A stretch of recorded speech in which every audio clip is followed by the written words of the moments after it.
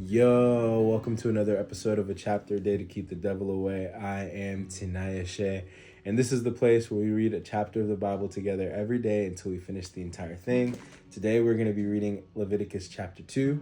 If you haven't read Leviticus chapter 1, you should go do that. If you're joining us for the first time, just hang out, welcome home, be with us where we are. All right, let's get into it. Procedures for the grain offering. When you present grain as an offering to the Lord, the offering must consist of choice flour. You are to pour olive oil on it, sprinkle it with frankincense, and bring it to Aaron's sons, the priests. The priest will scoop out a handful of the flour moistened with oil, together with all the frankincense, and burn this representative portion on the altar. It is a special gift, a pleasing aroma to the Lord. The rest of the grain of offering will then be given to Aaron and his sons. This offering will be considered a most holy part of the special gifts presented to the Lord. If your offering is a grain offering baked in an oven, it must be made of choice flour, but without any yeast.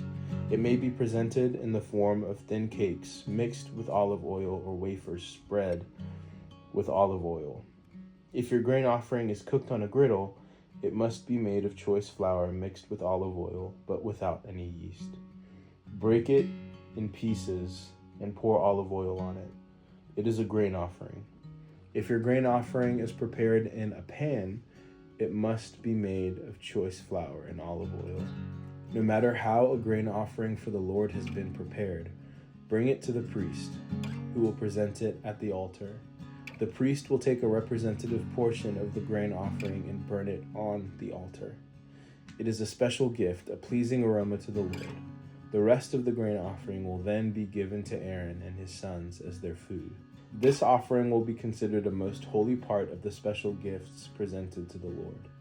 Do not use yeast in preparing any of the grain offerings you present to the Lord, because no yeast or honey may be burned as a special gift presented to the Lord.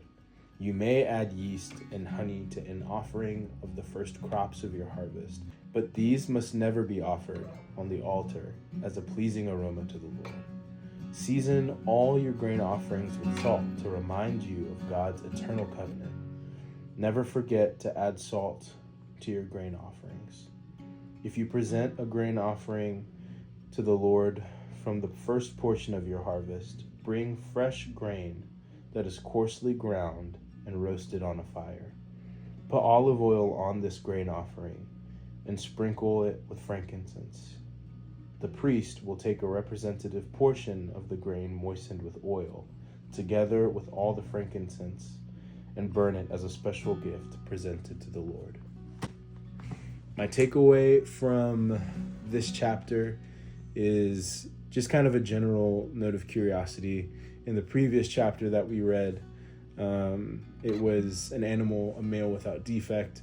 In this offering, or in this chapter, the offering is grain, and if it's cooked in any way, it's cooked without yeast.